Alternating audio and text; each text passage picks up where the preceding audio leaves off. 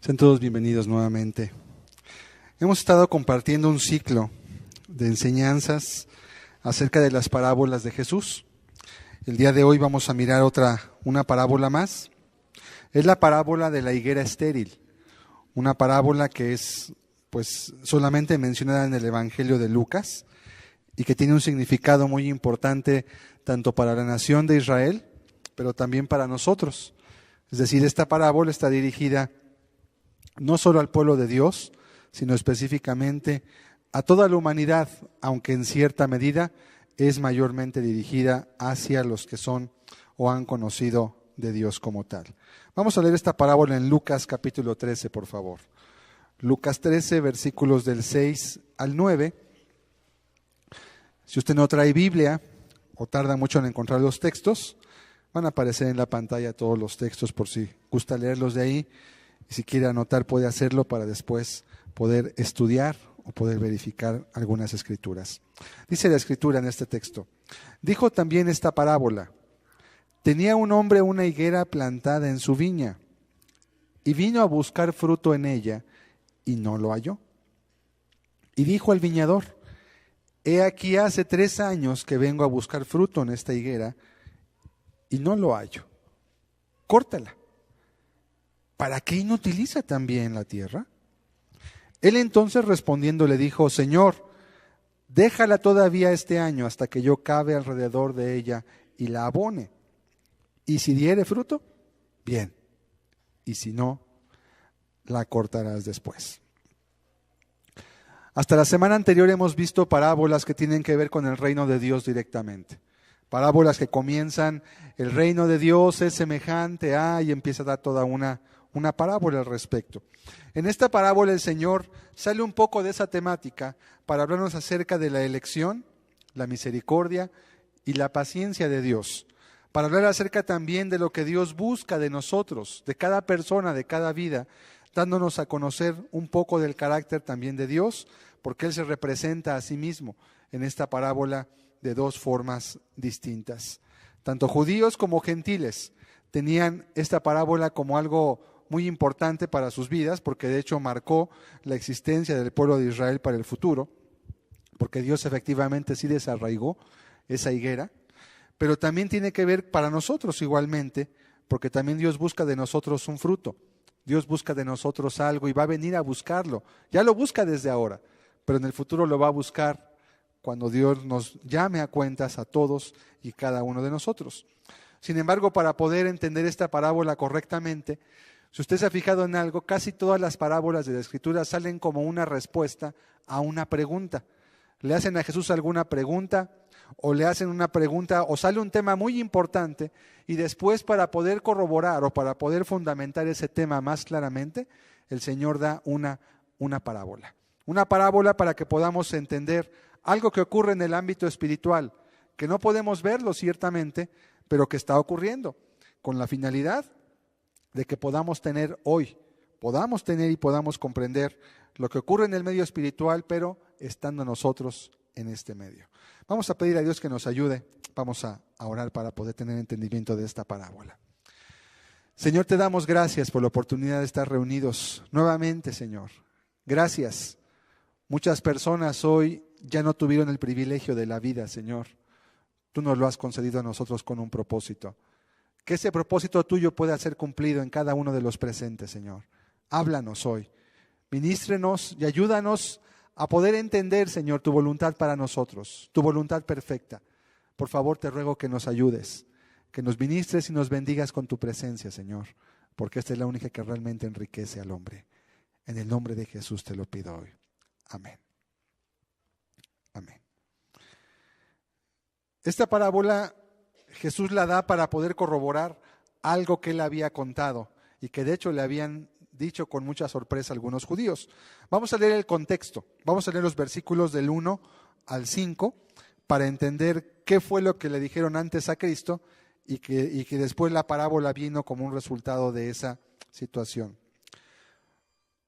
Lucas 13, versículo 1 dice la Escritura: en este mismo tiempo estaban allí algunos que le contaban acerca de los galileos, cuya sangre Pilato había mezclado con los sacrificios de ellos.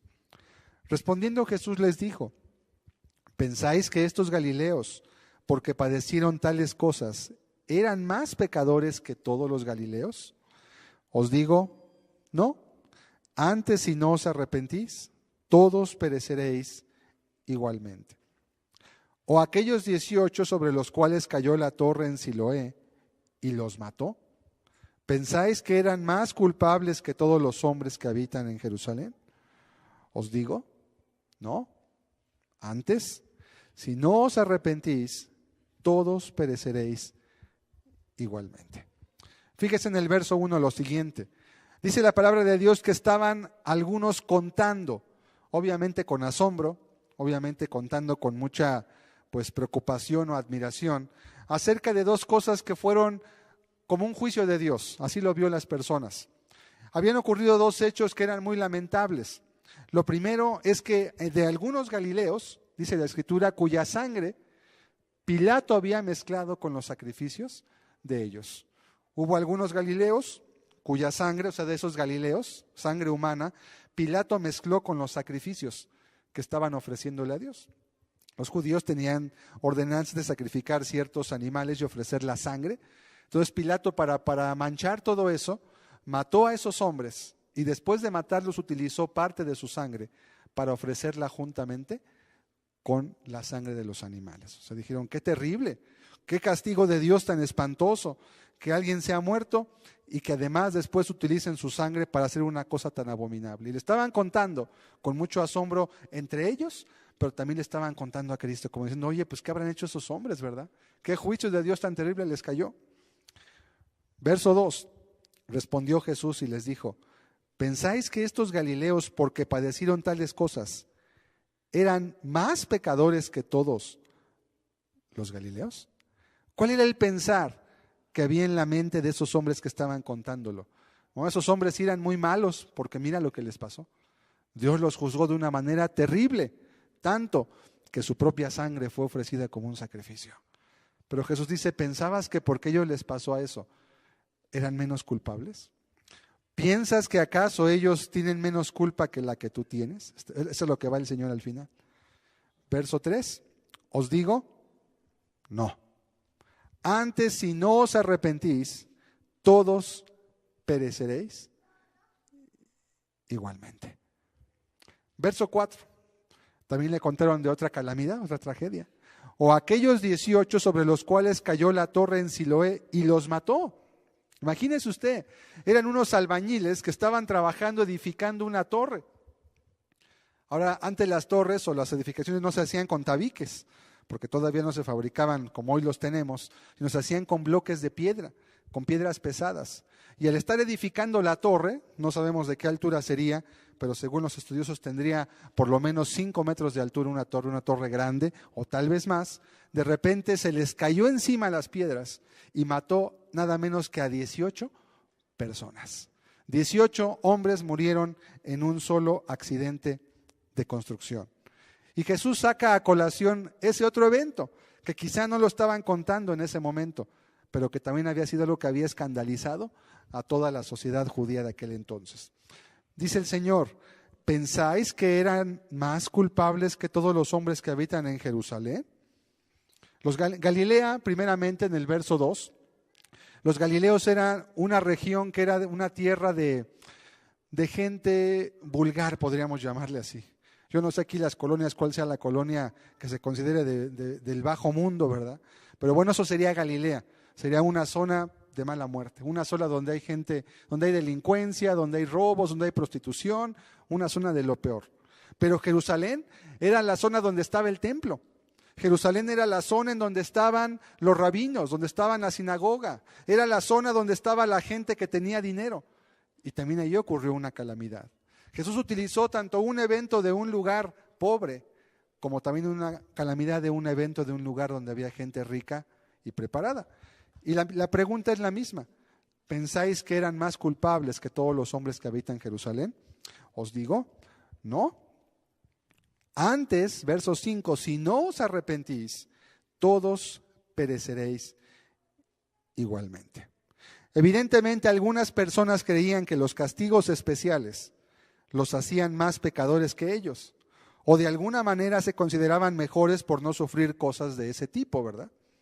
El Señor les lleva a entender que Dios espera de ellos algo que tampoco han dado y les advierte al respecto de la necesidad de arrepentirse. ¿Por qué es tan importante la parábola? Porque ahora la parábola que va a contar el Señor es para reforzar lo que les dijo antes, es decir, la necesidad pronta, urgente, del arrepentimiento. ¿Qué quiere decir el Señor? Así como esos hombres súbitamente fueron muertos sin aviso, aquellos que les cayó la torre pues no estaban esperándolo, no estaban preparados. Quizá no habían hecho su testamento, quizá no tenían ni en mente que iban a morir, tenían sus planes para mañana y para un mes y para un año, pero todo se acabó en ese momento. Dice, bueno, así como esos hombres, súbitamente y en un instante fueron sorprendidos por la muerte, de igual forma también puede llegar contigo lo mismo. Y lo que más debes de preocuparte es de no juzgar la calamidad de otros como pensando que tú tienes menos responsabilidad ante Dios. ¿Qué significa esto? Que el Señor ahora, para poder reforzar esa enseñanza, ¿cuál enseñanza? Son 2 puntos esenciales: la necesidad del arrepentimiento pronto, y 2, el que a todos, a cada uno en su momento, Dios nos va a llamar a cuenta. A unos más pronto, a otros más rápido, porque esa es la parábola de la higuera estéril que Dios va a dar ahorita, que Cristo va a ejemplificar y nos quiere dejar en claro esa necesidad precisamente. Cristo era un maestro experto. Cristo era una persona que sabía cómo transmitir verdades, sobre todo de cosas que no son tangibles, de cosas eternas. Y la parábola que pasa a proponer es muy importante porque nos deja bien clara esa necesidad. Varios puntos importantes de la parábola. Vamos a leerla en Lucas 13, versículos del 6 al 9. Vamos a ir viendo varios puntos de la parábola. Dijo también esta parábola: tenía un hombre una higuera plantada en su viña y vino a buscar fruto en ella y no lo halló. Bueno, lo primero que tenemos que ver de este texto es que en los viñedos, ¿qué se siembran? En los viñedos se siembran uvas.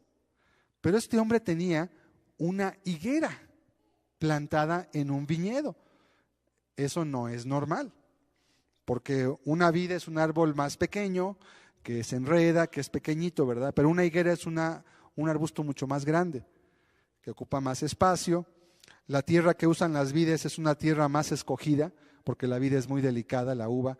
La higuera no, la higuera prácticamente es silvestre, puede crecer en cualquier lugar y puede dar frutos sin mucho cuidado.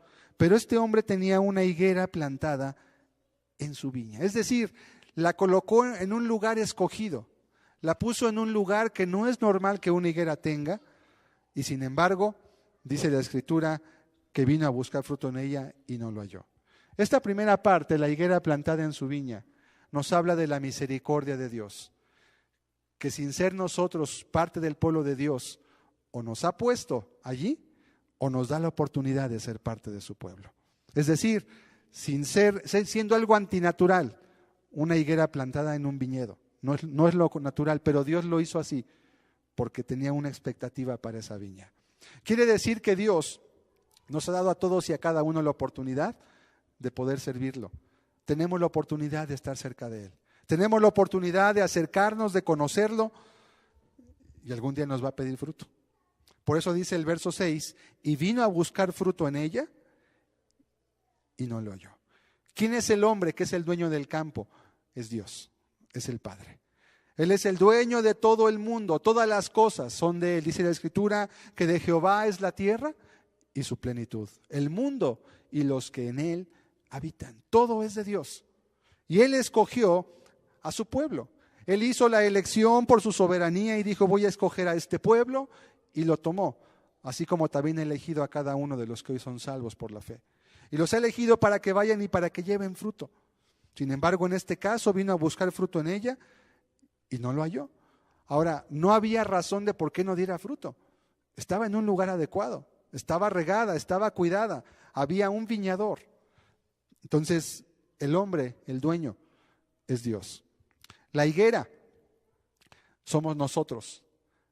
La viña es el mundo o es el pueblo de Israel, que es la planta escogida de Dios.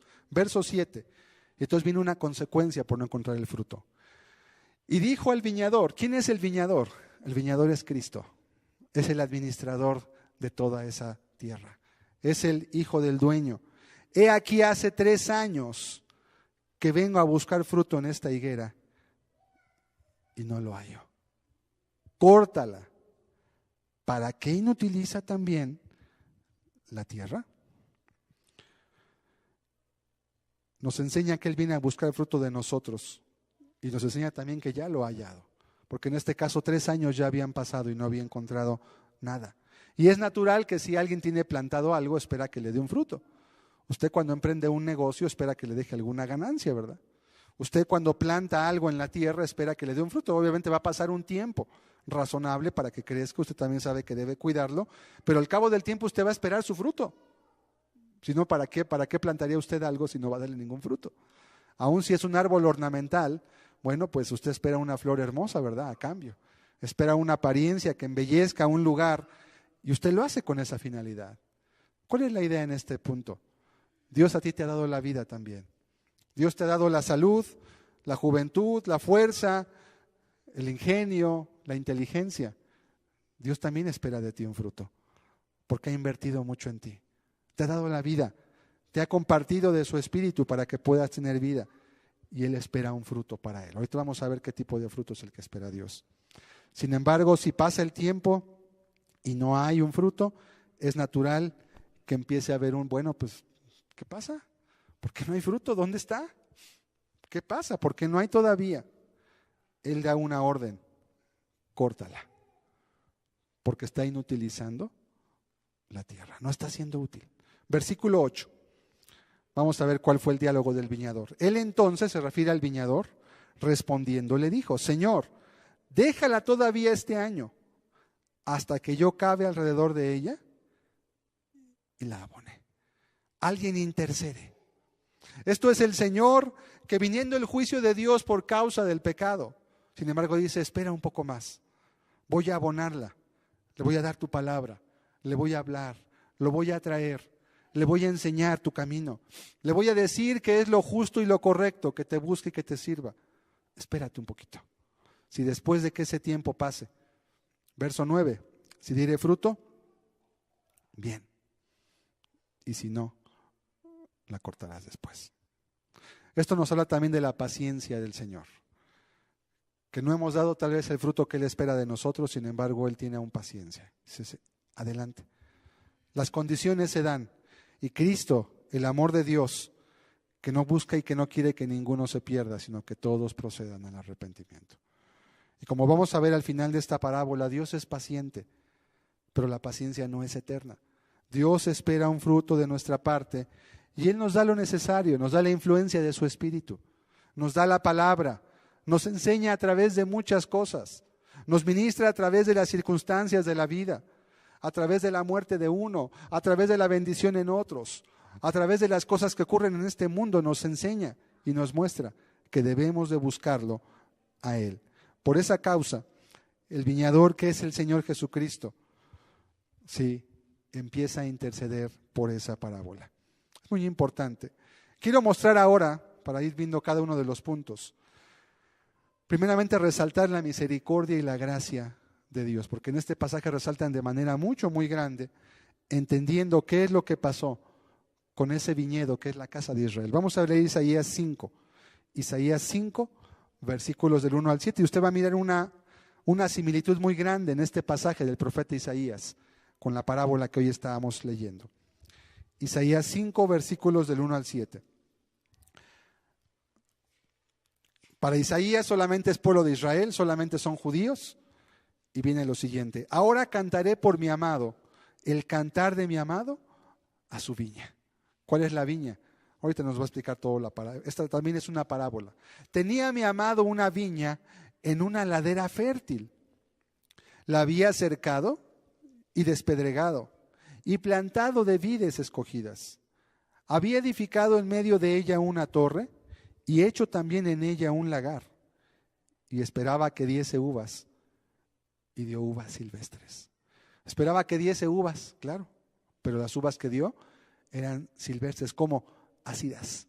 De esas uvas que usted mastica y le queda, hasta le duele los dientes de lo ácidas que son.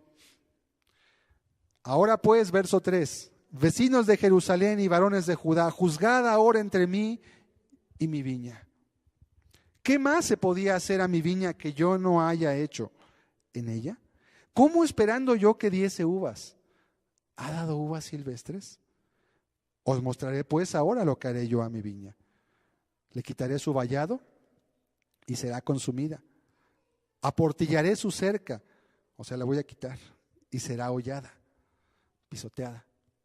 Haré que quede desierta, no será podada ni cavada, y crecerán el cardo y los espinos, y aún a las nubes mandaré que no derramen lluvia sobre ella. Era justo, le puso todo, le dio todo, todas las condiciones estaban para que diera el fruto. ¿De quién está hablando el profeta? Verso 7. Ciertamente, la viña de Jehová de los ejércitos es la casa de Israel. Y los hombres de Judá, planta deliciosa suya. Ese era el fruto. La viña era de su pueblo que él escogió. Y la planta, las uvas, eran los hombres, el fruto de ella. Esperaba juicio. Y he aquí, vileza. Justicia. Y he aquí, clamor. Esta parte es muy importante porque nos da un precedente. Dios escogió un pueblo. ¿Por qué? Por su soberana gracia, lo escogió simplemente. Israel voy a tomar entre todas las naciones. Lo escogió, le dio todo lo que necesitaba. Lo puso como un pueblo escogido, especial. Un pueblo que debía de ser alguien que publicara las gloriosas verdades de Dios hacia el mundo entero. Pero este pueblo no tomó en serio. Hubo una serie de altibajos. Hablar del pueblo de Israel es hablar de una historia de muchos siglos. Y hubo un altibajo hasta que llegó el punto en el cual Dios mismo entregó a su pueblo para ser destruido. Dios escogió un pueblo, pero ese pueblo no llenó la expectativa de Dios.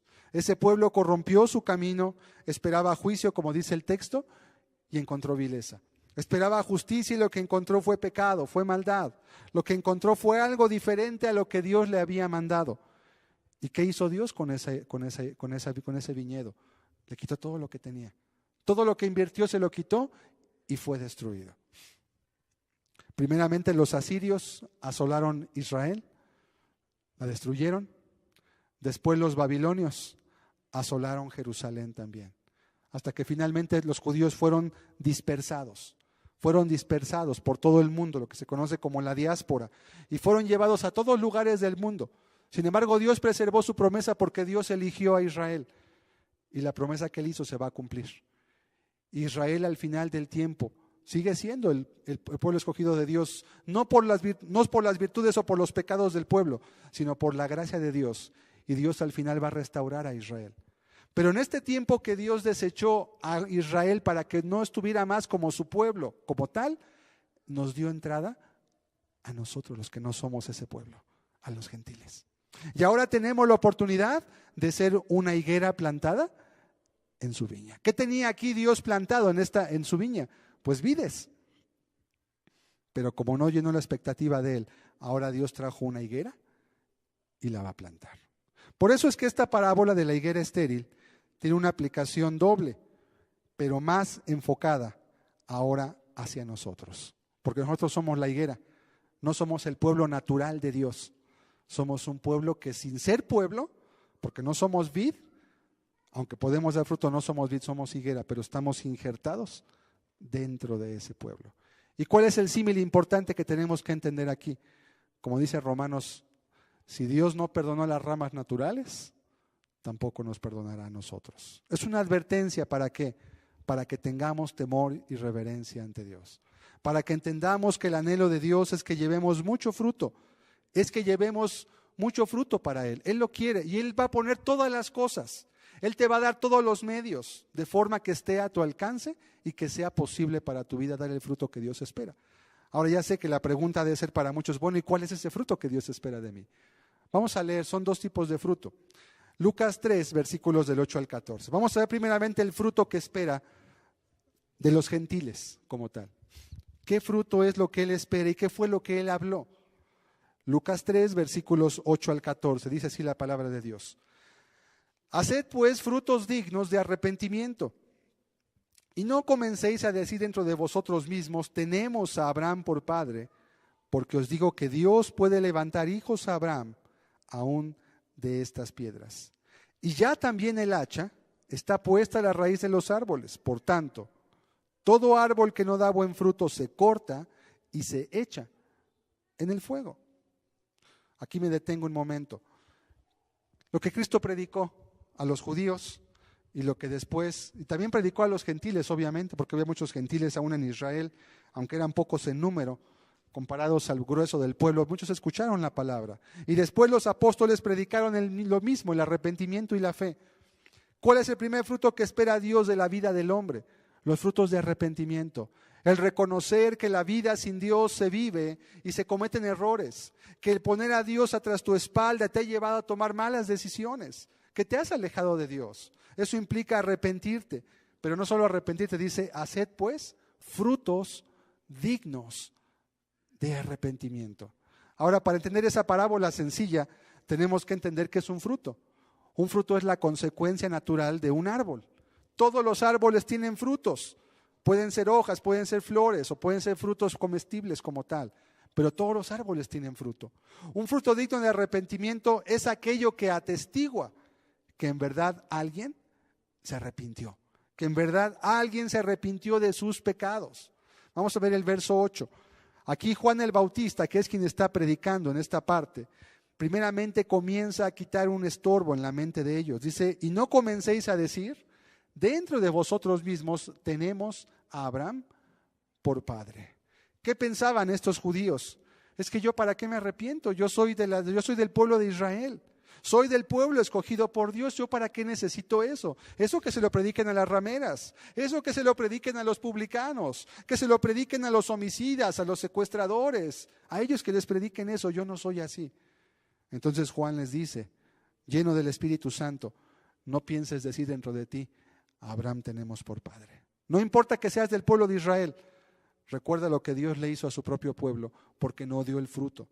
Si tú no das ese fruto también, no importa de qué pueblo seas, si eres judío o si eres gentil, no importa.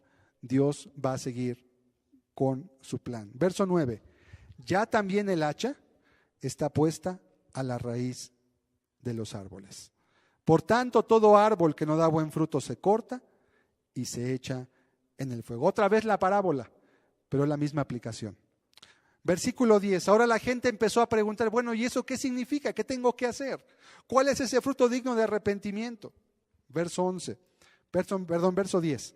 Y la gente les preguntaba diciendo, entonces, ¿qué haremos? A ver, como diciendo, tradúcemelo en palabras que yo entienda. ¿Qué es lo que tengo que hacer? Verso 11. Y respondiendo les dijo, el que tiene 2 túnicas, dé al que no tiene.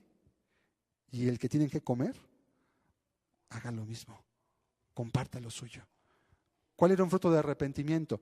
Quitar el egoísmo de tu vida. El que tiene 2 túnicas, alguno pensaría que son mías, sí está bien, de al que no tiene. Que haya en ti un fruto de un desarraigo de lo terrenal, eso quiere decir. Verso 12. Vinieron también unos publicanos para ser bautizados y le dijeron, maestro, ¿qué haremos? Los publicanos eran los recaudadores de impuestos que estaban rentados o alquilados por los romanos y que cobraban impuestos de los judíos. Ellos le preguntan, pues maestro, queremos arrepentirnos, queremos bautizarnos, pero ¿qué debemos hacer nosotros? Y es importante ver cómo les contesta Juan el Bautista, verso 13. Él les dijo, no exijáis más de lo que os está ordenado. No les dijo que dejaran el trabajo, les dijo no. Actúen con justicia. No exijan más de lo que tienen derecho a exigir. Cobren lo que es honesto y lo que es justo. Es un trabajo digno, están cobrando un impuesto. La autoridad es puesta de parte de Dios. Pero no usen esa autoridad que de parte de Dios tienen para abusar de su prójimo. Eso era un fruto de arrepentimiento, porque los publicanos eran conocidos como personas que eran ricas y que se enriquecían a costa de cobrar impuestos excesivos o impuestos inexistentes. Cuando veamos la parábola del fariseo y el publicano, vamos a mirar todo lo que un publicano era, algo muy interesante. Saber cómo eran los publicanos y de todo lo que podían cobrar impuestos y que de hecho lo cobraban. en los tiempos de Jesucristo. Verso 14. También le preguntaron unos soldados diciendo, ¿y nosotros qué haremos? Unos soldados. Y les dijo, no hagáis extorsión a nadie, ni calumniéis, y contentaos con vuestro salario. También aquí es importante ver cómo Juan el Bautista no le dice a los soldados, pues dejen su trabajo, no es lícito. No, dice, pues está bien, sigan trabajando. Pero no hagan extorsión, no hagan mal uso de la autoridad, no calumnien, ¿sí? No den falso testimonio, no hablen de otras cosas malas amparados en su autoridad y conténtense con su salario. Y así cada uno le podría haber preguntado, maestro, ¿y yo qué haré? ¿Y qué es lo que debo hacer yo? Ahora la pregunta debe ser para ti, ¿y yo qué debo de hacer? Yo creo que Dios tiene la respuesta en su palabra. A cada uno Dios nos pide un fruto que Él va a venir a buscar inicialmente. Es un fruto de arrepentimiento. Es un fruto que atestigue que en verdad estamos buscando a Dios. Un fruto que realmente deje ver a otros, no porque tú quieras que otros te vean, simplemente es algo natural. Cuando alguien busca a Dios, se nota. Cuando alguien realmente está caminando con Cristo, se nota y no lo puede esconder. Y se nota porque no se puede tapar el sol con un dedo. Jesús dijo, vosotros sois la luz del mundo. Y cuando alguien realmente está amando y sirviendo a Dios, las demás personas se van a dar cuenta sin que usted les diga nada. Se van a dar cuenta del carácter de la persona. Ahora, ¿qué nos pide a los cristianos? Aquellos que estamos siguiendo a Dios. Vamos a ver Gálatas 5, 22 y 23. ¿Qué espera Dios de nosotros? Al que no es cristiano le pide, pues arrepiéntete para que puedas ser cristiano. Pero una vez siendo cristianos, Dios también tiene un fruto, porque también Dios va a exigir de nosotros. Dice el verso 22 de Gálatas 5. Mas el fruto del Espíritu es amor, gozo, paz, paciencia, benignidad, bondad, fe, mansedumbre, templanza. Contra tales cosas no hay ley, dice la Escritura. Contra tales cosas no hay ley. Es muy importante aquí que en este caso dice la Biblia que es el fruto del Espíritu. Ahora, ¿por qué alguien va a dar ese fruto? Pues porque tiene el Espíritu en su corazón. Que el fruto no es del hombre, el fruto es del Espíritu. Y aún el arrepentimiento es algo que Dios otorga al hombre en su capacidad. Vamos a leer Hechos 5:31. Ahorita regresamos a Gálatas. Hechos capítulo 5, versículo 31. Fíjese cómo dice este texto. ¿Cómo es que viene esa facultad o ese ordenamiento para el arrepentimiento? Hablando de Cristo, Dios ha exaltado con su diestra por príncipe y salvador para dar a Israel arrepentimiento y perdón de pecados. Es decir, el arrepentimiento es un mandato de un Dios soberano, es un mandato de alguien que está buscando de nosotros el fruto. ¿Y de quién viene? De Cristo. Dios ha exaltado con su diestra por príncipe, pero también por salvador. La finalidad del arrepentimiento es guiar al hombre hacia Cristo para que éste sea salvo por la fe. Y dice que aún el arrepentimiento es una cualidad que Dios le otorga al hombre. Dios le otorga esa facultad al ser humano para que pueda arrepentirse. ¿Sí? Dios le hace responsable, pero Dios también le otorga esa facilidad. Como el hombre que acá pone la higuera, lo pone en la ladera, el viñedo, lo pone en una ladera fértil, lo cava, lo abona, le pone todas las condiciones. De igual forma, Dios le manda a usted el arrepentimiento, pero pone todas las circunstancias para que usted se pueda arrepentir. Es decir, hay la facultad. Vamos a volver a Gálatas 5, 22 y 23. ¿Cuál es ese fruto entonces que Dios espera de los que somos cristianos? Bueno, ese fruto está expresado en 9 puntos que no podemos examinar. Un estudio completo se nos iría solamente para explicar cada una de las partes de ese fruto. Pero quiero mencionar las más importantes. La más importante de todas es el amor. El fruto del Espíritu es amor. Un amor que se ve reflejado en el actuar, un amor que se ve reflejado en las palabras, un amor que se ve reflejado en nuestras metas también, ¿sí? Y que luego trae como consecuencia, ¿sí?, amor hacia otras personas también. Porque ese amor no es algo vacío, hueco, bueno, amor a quién amo, ¿verdad? El amor va dirigido siempre en primer lugar a Dios, pero en segundo lugar hacia nuestro prójimo. Ese amor produce gozo, también produce paz en el corazón. Hay un gozo no porque todo salga bien, hay un gozo no porque las cosas sean como yo creo, hay un gozo no porque yo vea que todo va bien, no, al contrario, el cristiano aprende porque tiene un fruto del Espíritu en su vida. Y no solo está gozoso cuando todo le va como él quiere. De hecho, en la vida del justo hay muchos quebrantamientos. Así como un padre bueno enseña a su hijo a través de hacerlo sufrir un poquito para que valore, también Dios busca madurar nuestro carácter, permitiendo que pasemos por circunstancias que nos van a ayudar a confiar en Él, a confiar menos en nosotros, o más bien nada en nosotros, y a poner toda nuestra confianza en Él. Como decía el canto que hace rato entonamos, que decía: en Jesús puse toda mi esperanza. Es lo que debe hacer el hombre. Ese gozo y esa paz vienen cuando podemos descansar completamente en Cristo. Por eso Dios nos prohíbe, Cristo nos prohíbe el afán. Todas aquellas personas que viven afanadas y turbadas por cosas que además no pueden cambiar, pues están cometiendo una falta muy grave contra sí mismos, porque además el afán y la ansiedad los va a turbar y los va hasta enfermar físicamente. Hay gente que está enferma de los nervios. Y eso no quiere decir que no se preocupe usted por las cosas que ocurren. Sí, preocúpese, pero deje su carga en el Señor. Aprenda a descansar en Él. Aprenda a entender que Él tiene todas las cosas en sus manos, que nada se escapa a su voluntad, que nadie sale del plan de Dios.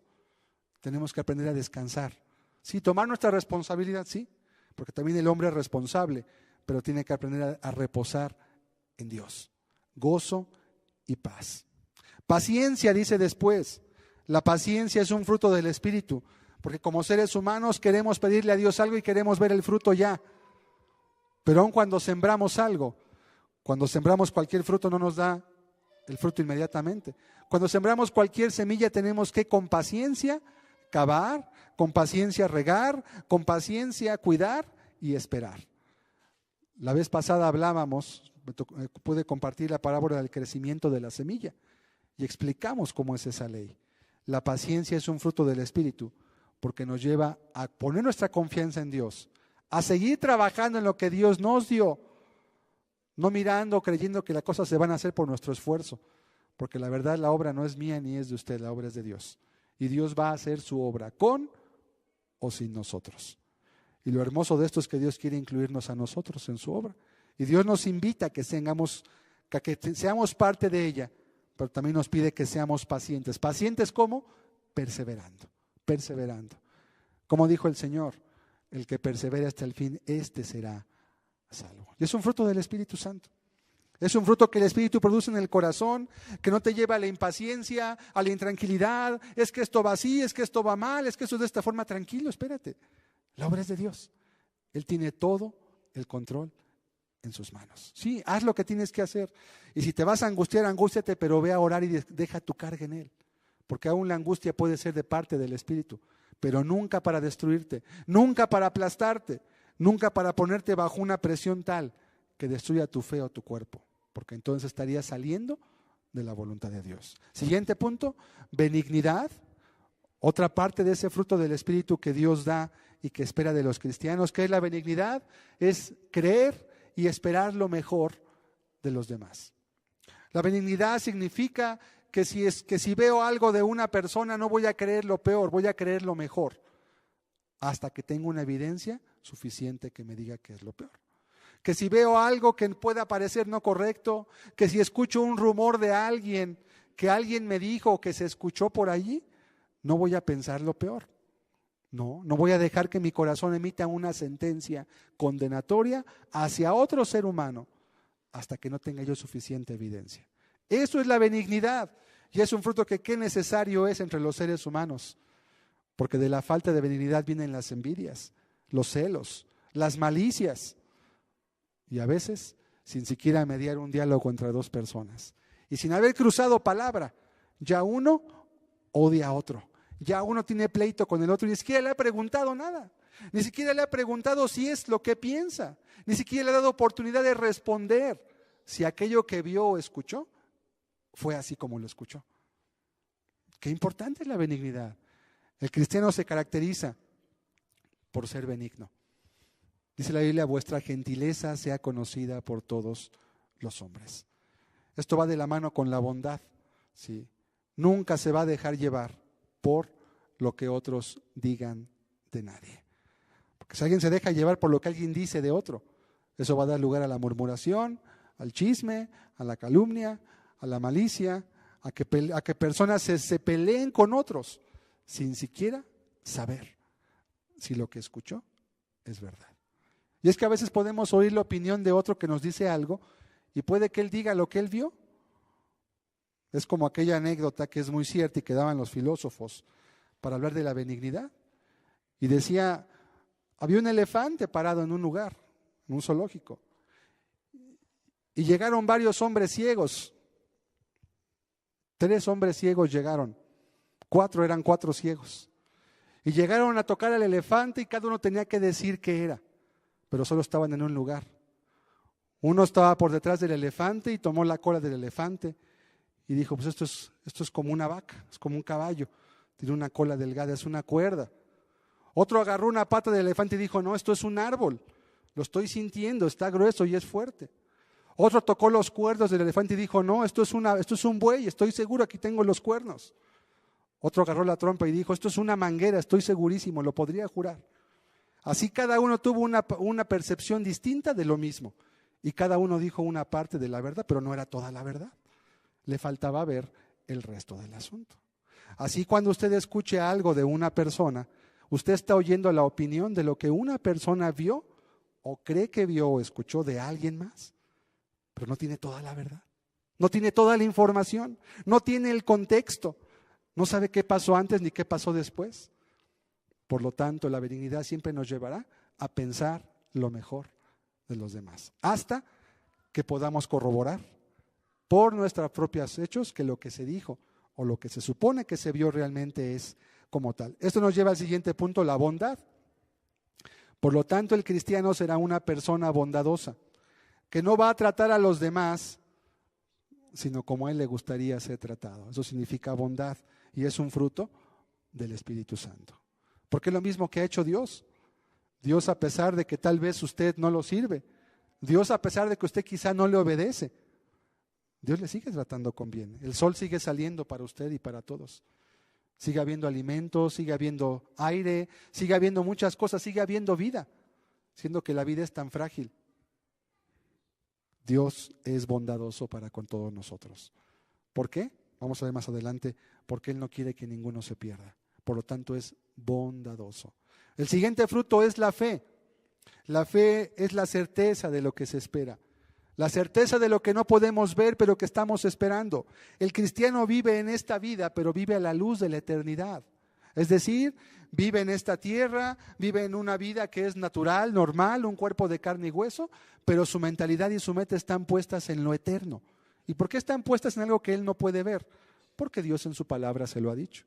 Y porque como Dios le ha dado un testimonio en su corazón de lo que Él ha hecho, que ciertamente es indubitable, entonces Él vive en el presente, pero vive en el presente para la eternidad. Y es un fruto del Espíritu Santo. Por eso usted puede ver que los cristianos pues no están ocupados en hacerse millonarios, no están ocupados en tener grandes placeres, no están ocupados en vivir una vida cómoda o lo mejor que se pueda, porque saben que esta vida solamente es un abrir y cerrar de ojos para la eternidad. Viven usando las cosas que Dios les da, pero no anclándose. Viven como en una barca, pero nunca soltando el ancla para quedarse allí, no. Saben que solamente van de paso. Usan todo lo que está a su alcance, pero lo usan para servir a Dios. Esa es la fe. Por eso dice la Biblia que nuestra fe vence al mundo. Nuestra fe permite que no vivamos esclavizados a los rudimentos de este mundo. Que no vivamos esclavizados por el materialismo, que no vivamos esclavizados por las filosofías de esta vida. No. ¿Por qué? Porque hay un fruto que es la fe. La fe vence al mundo. Verso 23, ¿qué más? Mansedumbre. ¿Qué es la mansedumbre? Bueno, es un fruto del Espíritu, recuerden, es otra parte de ese fruto del Espíritu. La mansedumbre quiere decir fortitud de carácter. Quiere decir, es una virtud que permite a una persona mantenerse en el mismo estado de ánimo a pesar de las circunstancias. ¿Sabe, por ejemplo, para qué se requiere la mansedumbre? para un matrimonio, donde a veces hay altibajos, donde a veces puede haber tiempos difíciles, pero cuando hay mansedumbre, la persona dice, yo hice un pacto, yo hice un compromiso delante de Dios y lo voy a honrar. Sí, sé que las circunstancias no son ahorita las mejores, pero el fruto del Espíritu lleva a una persona a ser mansa, a permanecer firme, firme. Pues sí, a lo mejor esta persona no está haciendo lo que debería hacer, pero yo me comprometí, yo voy a honrar el pacto que yo hice. Mansedumbre es un fruto del Espíritu. Eso significa que Dios se mantiene en el mismo estado de ánimo a pesar de las circunstancias. Imagínate que Dios un día se levantara de malas, que dijera, ya me cansé de esta gente pecadora, al infierno 2 millones de personas un día. Qué terrible sería, ¿verdad? Que tuviéramos un Dios así. Pero Dios es manso. A pesar de que se le pueda provocar a ira, a pesar de que se den los llamados de Dios y no se haga caso, Él sigue teniendo paciencia, como lo vamos a ver en esta parábola. Nada más que ojo, la paciencia no es para siempre, pero sí es muy grande. Y a veces la grandeza de la paciencia de Dios nos puede llevar a pensar que es para toda la vida. No, Dios es paciente, pero no va a tener por inocente al culpable, dice la Biblia. Esa es la mansedumbre, es un fruto del Espíritu. Y en el cristiano significa que la persona puede mantenerse en el lugar que Dios le puso, a pesar de las circunstancias que le rodean. Es un fruto del Espíritu, no es tuyo. Por mucho que te esfuerces y digas, voy a ser manso, no puedes. El Espíritu Santo lo deja en tu corazón cuando Él está en tu vida y te ayuda a tener mansedumbre, a seguir a Cristo a pesar de que tú ves que otros no lo siguen, a permanecer guardando tu vida a pesar de que tú ves que otros no lo hacen, a permanecer siguiendo lo que Dios te dijo que hicieras a pesar de que otros dejan de hacerlo. Eso es la mansedumbre. Dice la Escritura, nosotros no somos de los que retroceden para perdición. Por el contrario, una persona impaciente, que se desanima, que fácilmente, como decimos por ahí, se le bajan las pilas, no está teniendo el fruto del Espíritu en su vida. Le hace falta estar en la presencia de Dios para que entienda que Dios tiene todo en sus manos, que todas las cosas vienen de parte de Dios, menos el pecado, y que Dios va a hacer lo que Él quiere con su obra y con nosotros si nos dejamos moldear, si permitimos que Él moldee nuestro corazón. Esa es la mansedumbre. Esa es la mansedumbre. Y luego el último punto es la templanza. La templanza se parece a la mansedumbre. ¿En qué es lo que le decía hace un rato? Es una virtud, es un fruto que permite que haya un carácter firme, templado. ¿Sabe por qué se le llama al acero templado, por ejemplo? Porque el acero templado, para endurecerlo, lo meten en unos hornos de lo calientan a casi 800 grados. Y después de que lo calientan a 800 grados, lo meten ahora en agua y lo enfrían rápidamente. Lo enfrían rápido. Vuelven otra vez a meter al calor. Y cuando llega la temperatura, está el rojo vivo, lo vuelven a meter en el agua. Y hacen eso 100, 200 veces, 500 veces. Entre más veces lo hagan, más duro se va a poner el metal. Las espadas que usaban en la Edad Media eran muy caras porque a veces tomaban meses hacer una sola espada. Porque requería, ¿cuánto cree usted que tardaría con carbón calentar una espada a esa temperatura? Y estarla metiendo y volviéndola a poner y volverla a sacar y volverla a meter y volverla a sacar. Era un trabajo tardadísimo. Pero de esa espada podía depender la vida del que la poseyera en una guerra. La templanza es un fruto, una parte del fruto del Espíritu que permite que a través de las tribulaciones y dificultades nos mantengamos en un mismo estado de ánimo. ¿Y sabe qué va generando eso? Dice la Biblia, la prueba de vuestra fe produce paciencia. La prueba de vuestra fe produce, sí, ya he estado en circunstancias como esta o peores quizás, pero Dios nunca me ha abandonado. Sí es cierto, ha habido pruebas, ha habido dudas, ha habido inquietudes, ha habido tribulaciones, pero Dios hasta hoy nunca me ha dejado.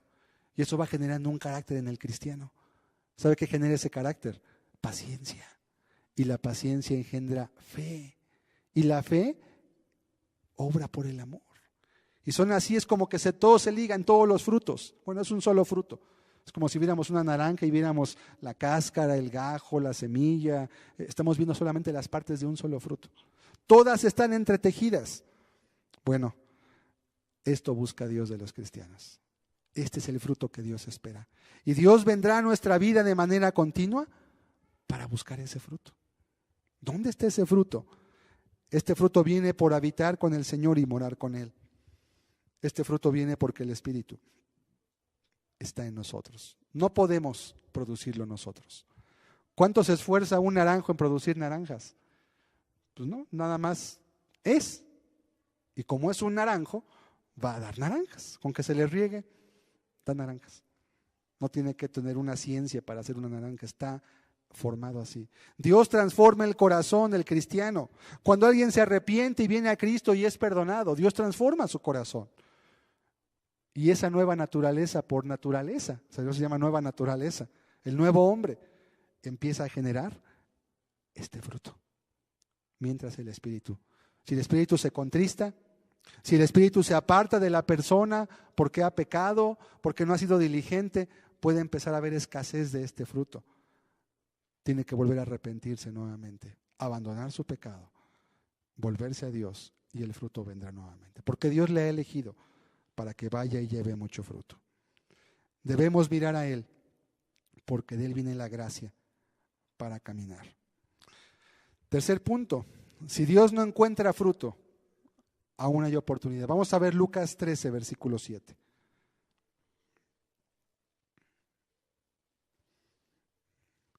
La pregunta obligada que hoy tenemos que hacernos todos es, ¿qué fruto ha encontrado Dios en mí hasta este tiempo? ¿Qué fruto ha encontrado Dios en mí? Verso 7, y dijo al viñador, he aquí hace 3 años que vengo a buscar fruto en esta higuera y no lo hallo. Córtala. ¿Para qué inutiliza también la tierra? Dios busca fruto de cada uno de nosotros. Todos los presentes, todos en este lugar, Dios busca ese fruto. De acuerdo a tu condición, de acuerdo a tu estado espiritual el día de hoy, pero Dios busca su fruto. Es natural, Él te lo dio, Él te puso las condiciones, Él requiere y quiere ese fruto de parte tuya. Verso 8.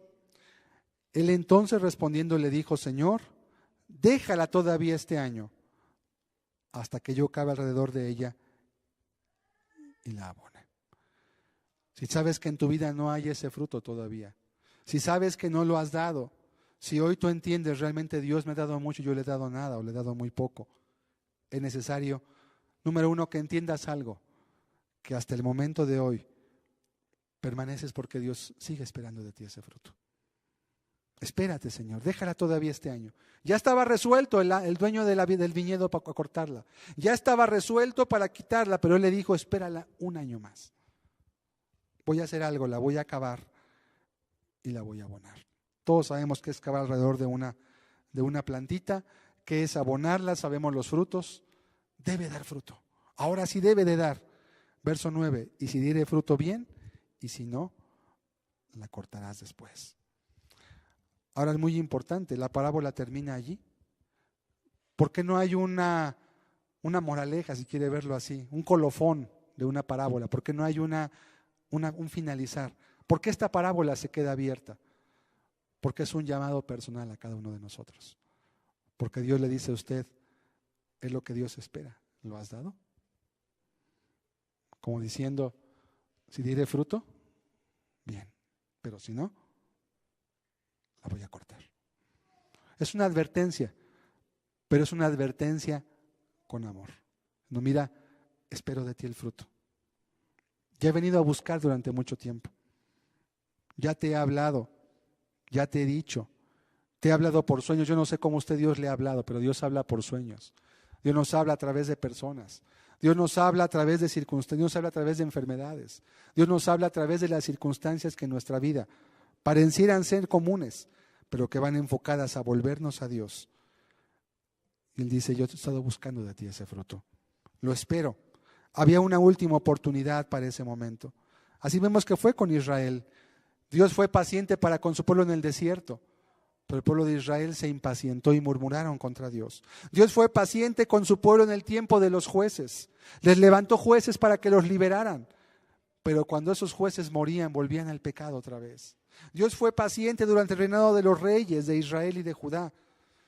Sin embargo, al final les acabó quitando el reino de Dios y lo dio a una nación que diera frutos. Eso lo vamos a ver cuando estudiemos la parábola, que creo que va a ser la de la próxima semana, de los labradores malvados. ¿Qué pasa cuando Dios le entrega? Cuando Dios le confía su palabra a un pueblo, pero ese pueblo no da el fruto que él espera también. Es una parábola más. Vamos a ver 2 de Pedro 3:15. ¿Por qué Dios tiene paciencia de nosotros? ¿Está jugando un juego cruel donde nos va a cortar y nomás nos está dando largas para cortarnos? No. 2 de Pedro 3, verso 15. Y tened entendido que la paciencia de nuestro Señor es para salvación. Ese tiempo que Dios da, ese tiempo que Dios le otorgó a la higuera era para que pudiera dar fruto. Ese tiempo que Dios te da a ti, el cada día que abres tus ojos, el cada día que tienes oportunidad y recuerdas que Dios te habla, es para salvación. Eso es lo que Dios quiere. Ese es su deseo, ese es su anhelo. Eso es lo que Él busca. Pero también tiene que respetar tus propias decisiones. Romanos 8:34. Vamos a ver quién es ese que intercede. Romanos 8, versículo 34. ¿Quién es el que condenará? Cristo es el que murió. Más aún, el que también resucitó.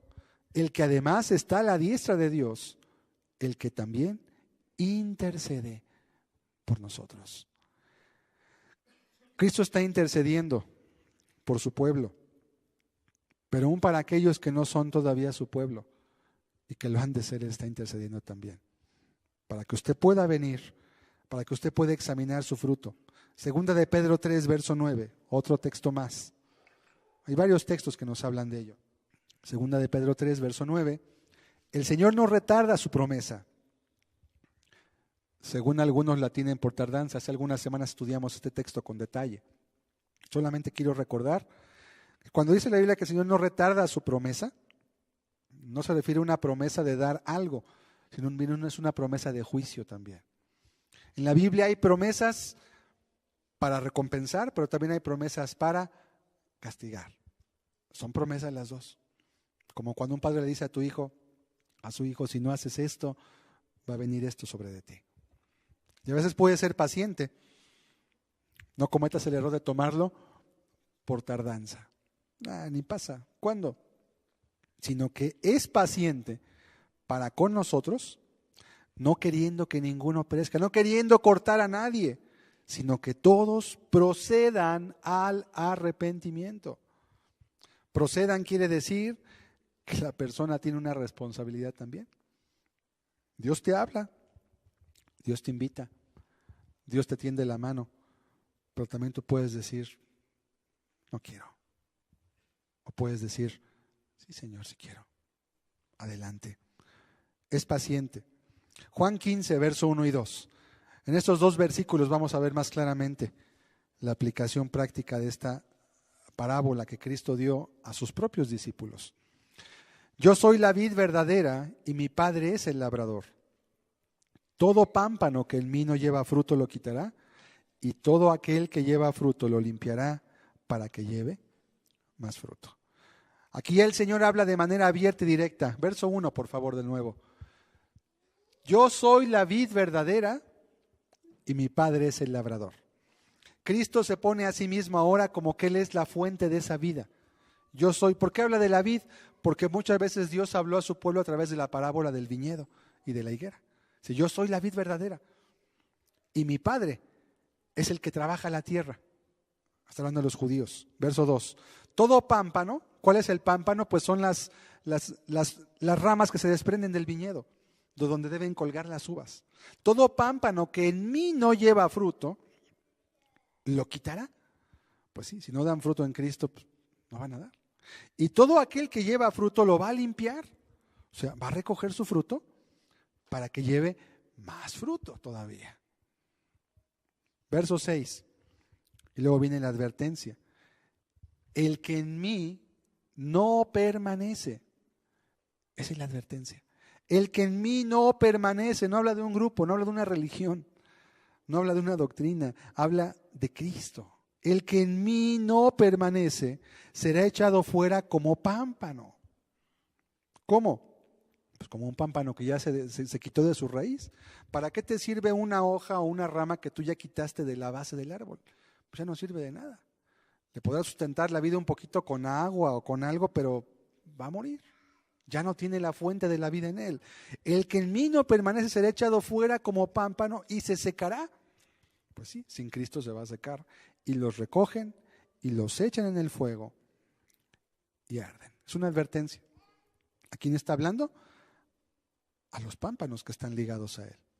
Es una advertencia. ¿Para qué? Para que nos volvamos a Dios con todo nuestro corazón. Para que entendamos que ese fruto Dios ya lo ha preparado para que lo demos. Pero no va a forzarnos, no nos va a obligar. Nos da la facultad de poder tomar esa determinación también. Esto nos lleva a entender que la enseñanza central de la parábola es la urgencia del arrepentimiento. Valorar la oportunidad que el Señor nos da para Él mismo, pues de Él viene la gracia para reconciliarnos con Dios. Él dio arrepentimiento a Israel y perdón de pecados. De Él viene esa facultad. Él nos la da. De Él viene. Y tampoco debemos pensar que quienes mueren de muertes trágicas, por ello son más pecadores. Quizás sí, quizá no. Lo que debemos entender es, yo también he pecado contra Dios. Estamos destituidos de esa gloria, pero podemos ser perdonados si media el arrepentimiento y la fe en la sangre redentora del Señor. Vamos a terminar leyendo Romanos 3, 23 al 25. Romanos 3, 23 al 25. Es una parábola muy hermosa, una parábola llena de un significado profundo para nuestras vidas. Una parábola que nos estimula a ver la paciencia, la misericordia, pero también nos estimula a llenarnos de Él para poder llevar ese fruto. Por cuanto todos pecaron y están destituidos de la gloria de Dios. Esta es la triste escena y es la triste realidad de todo ser humano. Todos hemos pecado contra Dios y estamos destituidos de manera natural. Verso 24. Siendo justificados gratuitamente por su gracia. Pero hay una justificación que Cristo otorga gratuitamente. No es por obras, no es porque la podamos ganar, no es porque la podamos pagar. Es por su gracia solamente, porque Él lo da como un regalo. ¿Y cómo llega ese regalo? Mediante la redención que es en Cristo Jesús. ¿Qué es redención? Redención significa rescate. Como cuando usted va a rescatar algo que está empeñado y que ya es de la otra persona, pero usted tiene la papeleta y lo va a rescatar. Si usted no lo rescata, se pierde. Pero si lo rescata, es de usted. Redención que es en Cristo Jesús, verso 25, a quien Dios puso como propiciación.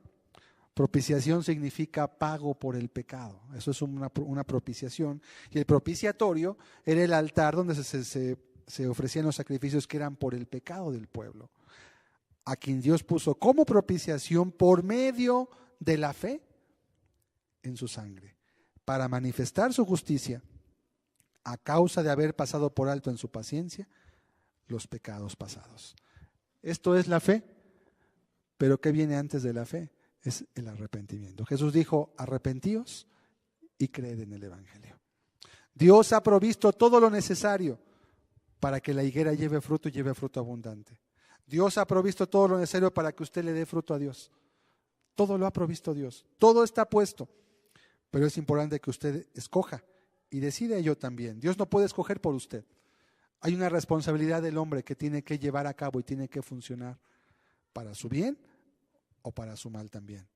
La higuera somos nosotros. La vid, el viñedo es el pueblo de Israel. Estamos injertados en esa promesa del pueblo de Israel.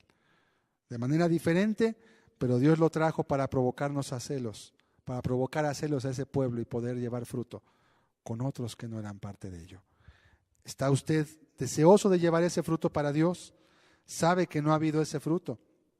Es importante que hoy pueda comprender que Dios quiere y que Dios lo ha dispuesto todo a fin de que ninguno se pierda. Vamos a cerrar nuestros ojos, por favor. Vamos a meditar brevemente. Yo quisiera ministrar un par de cantos para que usted pudiera meditar en su propia vida. Es una parábola que nos lleva y nos estimula frecuentemente a poder comprender lo que Dios espera de nosotros.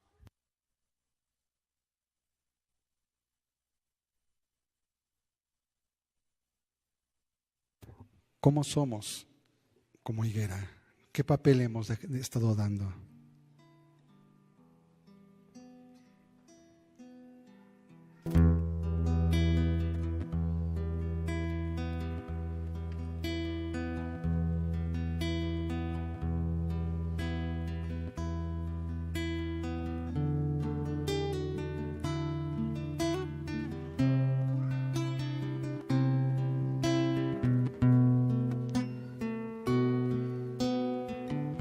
Dios ha venido a buscar ese fruto en nosotros. ¿Qué fruto hemos llevado para Dios?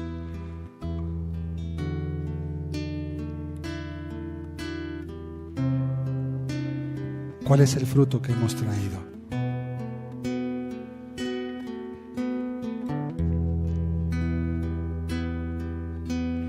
Oh Jehová,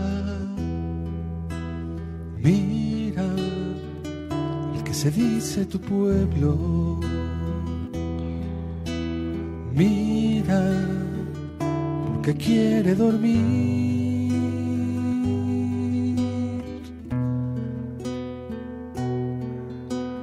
Oh Jehová, mira, porque crecieron juntos. Mira, todo parece trigo y no es trigo. Oh Jehová, mira, porque se dice en tu pueblo y no camina en tu verdad.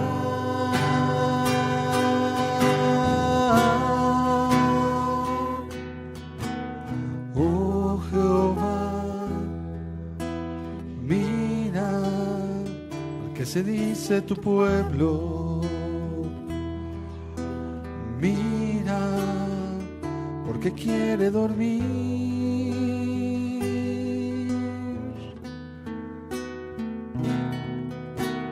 Oh Jehová, mira, porque crecieron juntos.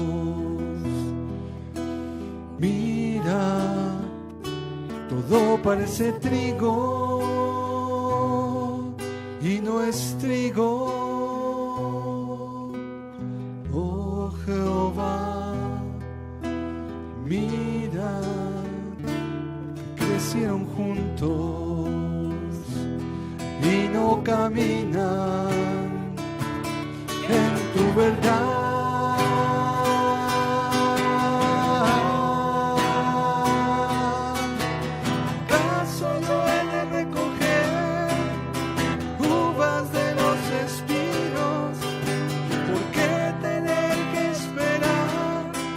Una higuera que no da frutos, oídos de los abrojos,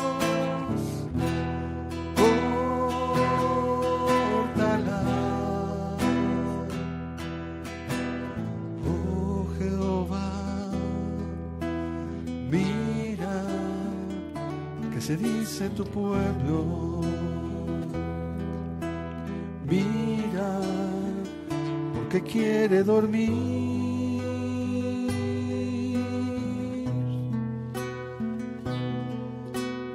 Oh Jehová, mira, porque crecieron juntos. Mira, todo parece trigo y no es trigo.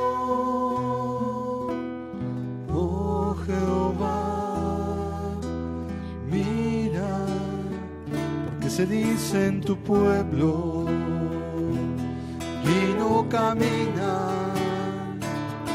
en tu verdad, tu verdad. ¿Acaso yo he de recoger uvas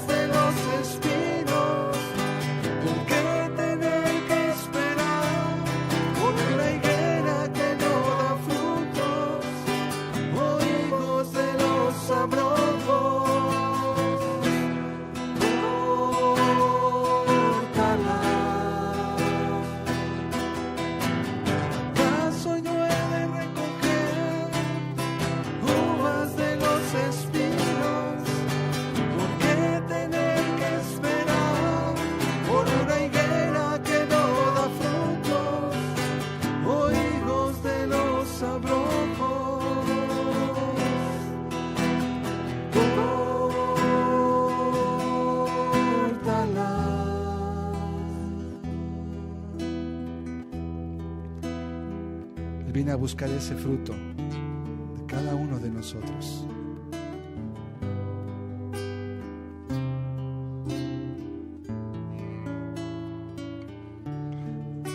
Pero Él ha dispuesto todas las cosas.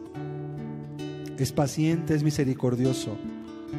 No quiere que ninguno perezca, sino que todos procedan al arrepentimiento. Dios no nos ha traído para ser destruidos.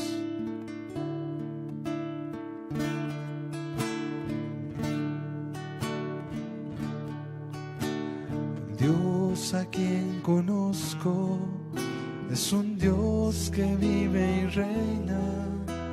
El Dios a quien yo amo es un Dios de misericordia. El Dios a quien yo sirvo es justo y bondadoso. Él es mi Dios.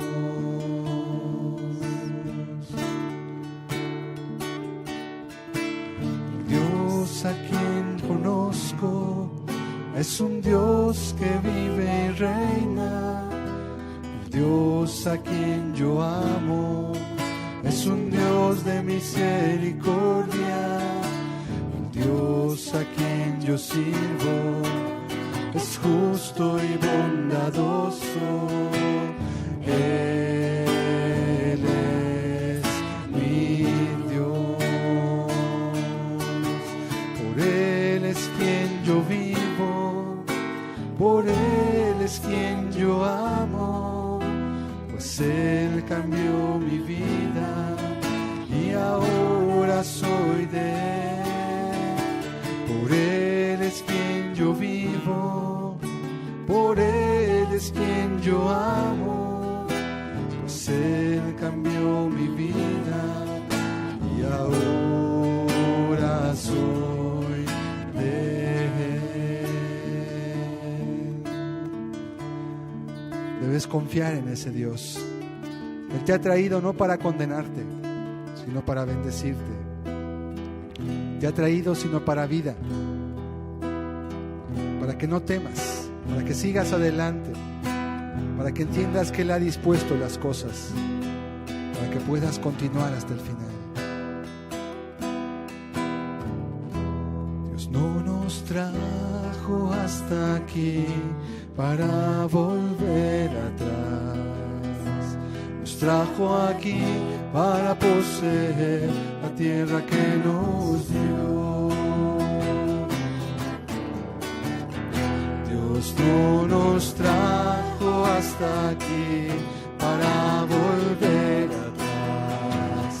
Nos trajo aquí para poseer la tierra que nos dio. Y aunque gigante se encuentre allá, yo nunca te veré. Y aunque gigante se encuentre allá, yo nunca te veré. Nos trajo aquí para poseer la tierra que nos dio. Nos trajo aquí para poseer la tierra que nos dio. Dios no nos trajo hasta aquí para volver atrás. Nos trajo aquí para poseer la tierra que nos dio. Y aunque gigante se encuentre allá, yo nunca te veré. Y aunque gigante se encuentre allá, yo nunca te veré. Nos trajo aquí para poseer la tierra que nos dio. Nos trajo aquí para poseer la tierra que nos dio. Y aunque gigante se encuentre allá, yo nunca te veré.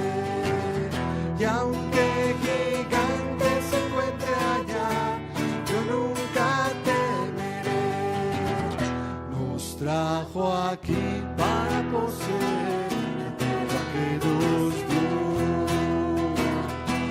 Nos trajo aquí para poseer la tierra que nos dio. Y aunque gigante se encuentre allá, yo nunca temeré. Y aunque gigante se encuentre allá, yo nunca temeré. Nos trajo aquí para poseer la tierra que nos dio. Nos trajo aquí para poseer la tierra que nos dio. Nos trajo aquí para poseer la tierra que nos dio. Así es, Señor. Gracias porque tú nos has puesto para llevar fruto, Señor. Que tú has provisto todas las cosas para que nuestro fruto sea abundante aún, Señor. Llévanos y guíanos, Señor, hacia esa vid, a permanecer siempre unidos, siempre bebiendo de la rica savia, Señor, que nos puede hacer fructíferos para ti, Jesús. Padre, gracias, porque es tu anhelo que ninguno se pierda, Señor, sino que todos tengan arrepentimiento y vida. Porque el príncipe y salvador Jesucristo así lo ha provisto, Señor, y nos lo ha dado para que tengamos vida y vida en abundancia en ti, Jesús. Te damos hoy gracias por ello, Señor. En el nombre precioso de Jesús de Nazaret. Gracias, Señor. Gracias, Señor.